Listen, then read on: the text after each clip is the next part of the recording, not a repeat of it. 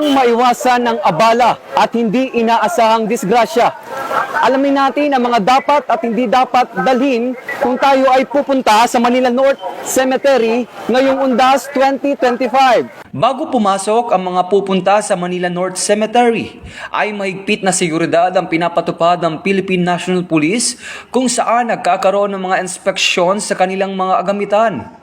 Narito ang mga paalala at mahigpit na pinagbabawal dalhin sa pagpasok sa Manila North Cemetery.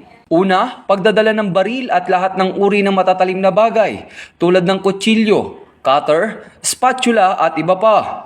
Pangalawa, lahat ng uri ng nakakalasing na inumin.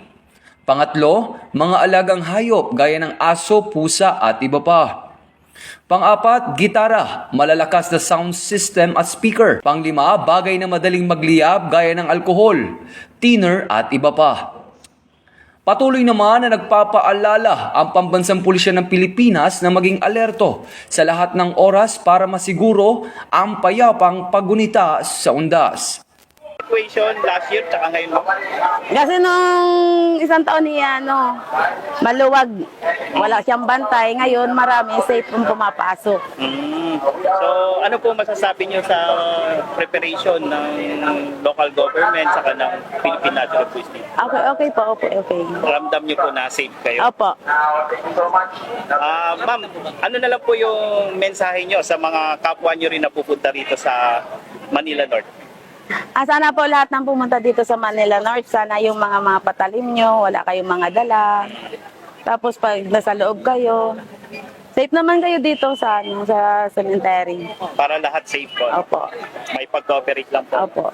Okay ma'am, salamat po. Maganda ngayon kasi maayos, may kanya-kanyang labasan, loob, saka may sariling sakay, libreng sakay. May libreng sakay sila? Apo, may libreng sakay. Kaya medyo malayo, malapit-lapit ang lalakarin. How about po dun sa PNP personnel ma'am, sa mga security dito? Ano po? Ayos naman, maano naman ang kanilang pag-aano sa mga tao. Feel na feel niyo pong safe Opo, kayo? oo, safe. Mami, ano pa yung maihiling nyo para dun sa improvement ng ganitong sistema? Meron pa po ba? Siguro, wala na siguro na wag lang talaga yung masyadong kasi ngayon medyo maaga pa, kaya maluwag-luwag pa. Hindi ko lang alam sa bandang hapon o gabi, hindi natin masabi.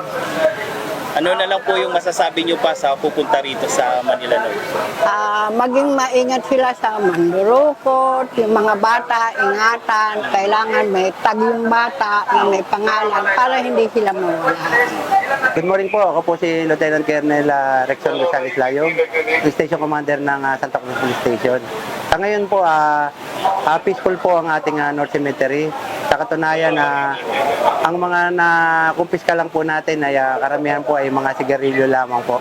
Kahapon po may nakumpiska, isa lang yung Swiss knife lang na pangbukas lang ng bagahe. Ang nakadeploy po nating personnel ngayon ay 283 po at meron tayong isang daang force multiplier na tumutulong sa atin.